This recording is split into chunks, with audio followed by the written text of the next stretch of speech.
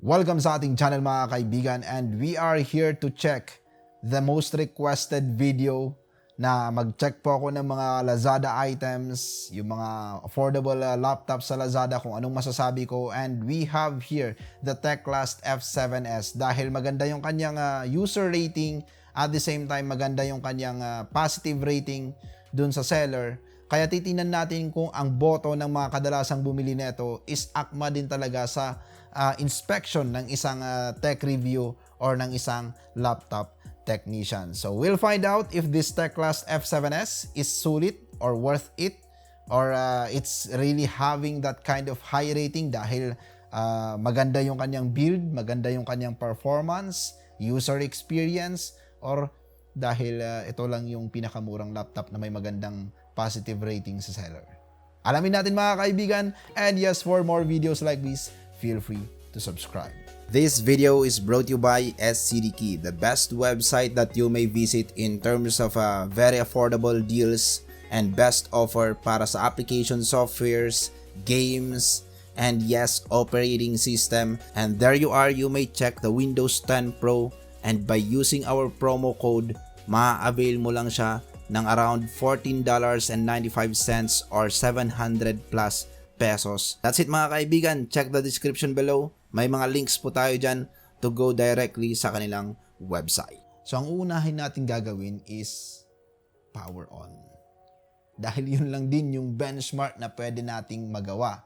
There's no other benchmarks aside from check the boot speed, how will it load applications. Kaya pinaka the best thing na gagawin natin is power on natin yung laptop. So here we are, and let's wait the loading screen kung okay ba. Ayan. Now it comes with this 8GB RAM, 128GB SSD, 14-inch display, IPS. So dun pa lang parang grabe naman, ang mura naman for that kind of specification, 12,800 lang, di ba? And then yung kanyang build quality is made of aluminum body. So doon talaga ako na siya. Kasi for that kind of physical aesthetics or attributes, that is something that you will only find out with ultrabooks or laptops na merong sleek design at a 30K or more price point. And yes, nasa desktop na po tayo dahil nga SSD po yung gamit. So it's already given na regardless kung ano man yung brand ng SSD or whatever kind of components ang meron sa loob, pag naka-SSD ang laptop, it's really very fast boot time speed. And ayan mga kaibigan, pagdating din sa loading ng applications, we'll try to load Microsoft Word. You will expect also na hindi ka maghihintay ng mga minutes, 2 minutes, 5 minutes like laptops with this traditional hard drive. Ayan kagad yung Microsoft Word. Sobrang bilis. So kung sa isang consumer that are into budget, student or office worker, not bad na po yung kanyang performance na pinakita sa atin. And yan na lang yung benchmark na may papakita ko po sa inyo. What we will do in here is inspect this laptop. Dahil budget naman siya, there's no kind of benchmark that we can do. Like Photoshop, you will not be expecting that Photoshop will be good with this kind of laptop. Or kind of media editing or multimedia editing applications. Those are RAM intensive, graphics intensive, and CPU intensive applications. So it's not something that you will expect with this kind of specifications. Pero yes, build tayo ngayon magpo-focus dahil yun yung kailangan nating siguraduhin given that the brand is something new in the Philippine market or international. This is not a mainstream brand. Now, beginning with the ports, meron siyang magkabilaang USB ports, charging port dun sa kabila, and an audio jack naman dito sa other side with the Mini-HDMI port. So, Mini-HDMI port yung meron po siya. It's not an HDMI port, so I warn those consumers who will be availing this laptop, be sure also to buy an HDMI kasi kadalasan po sa inyo na bibili po ng laptop is you will be using this for presentation. So most of the projectors out there sa mga school, offices is HDMI or VGA port. Kaya mas mainam kung bibili po kayo ng Mini-HDMI to HDMI para rest assured na kahit paano hindi kayo mahahassle kasi Mini-HDMI is a very rare port pagdating sa mga projectors. And I think nasa 100 more or less lang po ang mga Mini-HDMI to HDMI converter sa Lazada. Pero ang isa lang sa bagay na medyo off sa akin is yung kanyang keyboard. Medyo hindi siya bumabagay dun sa pagka-sleek. Medyo mataas yung height or something na parang it's something that you will find on laptops na malalaki or not sleek yung design. So, yun lang yung masasabi ko na magdi-differentiate sa kanya sa mga Ultrabooks laptop. Anyway, vouch na po yan ng mga user reviews when you check the page of this laptop. Now, let's move on what's under the hood. Dito tayo ngayon talaga magkakatalo.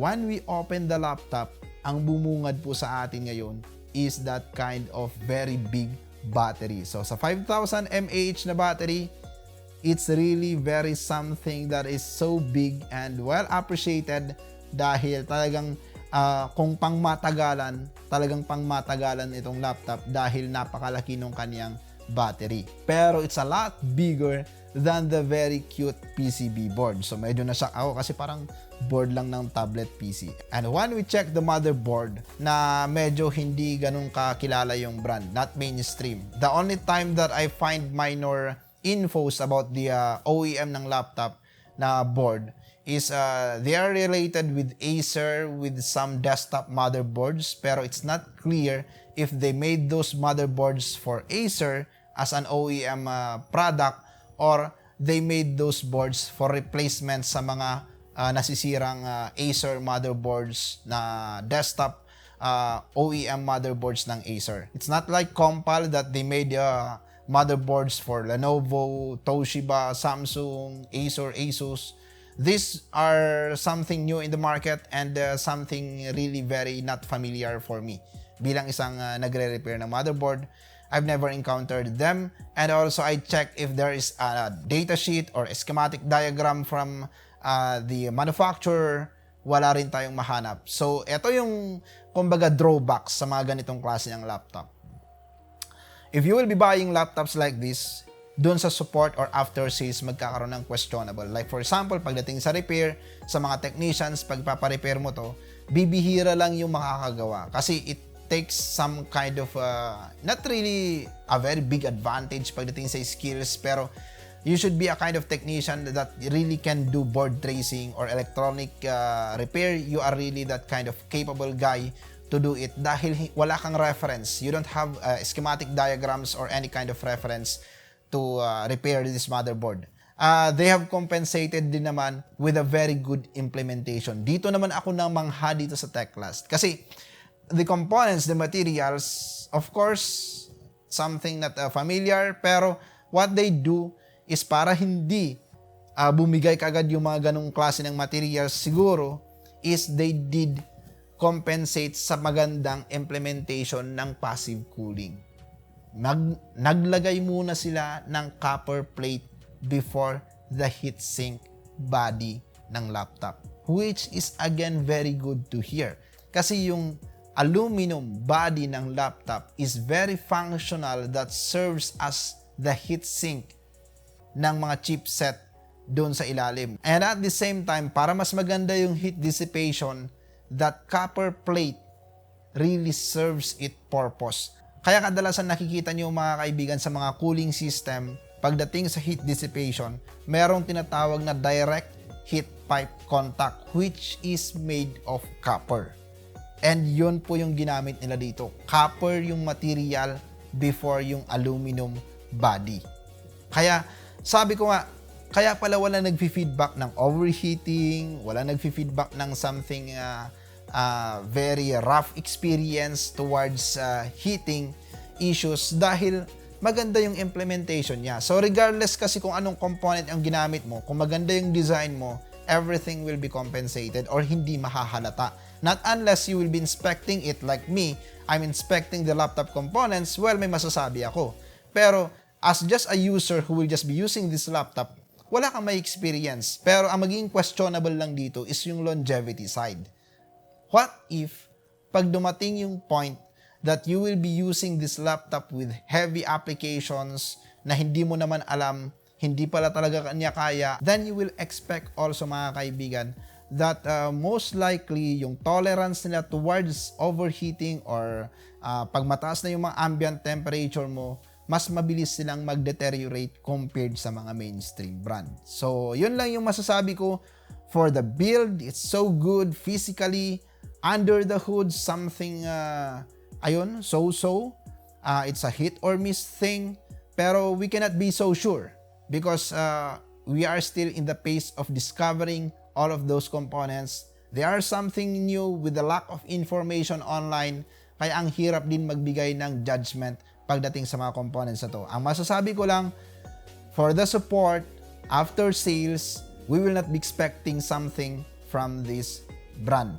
Pero for the first use, tulad ng mga user rating, napakatas ng kanyang rating sa Lazada, napakatas ng mga rating na iniwan ng mga previous na bumili, pwede natin maging basihan that we may consider this laptop.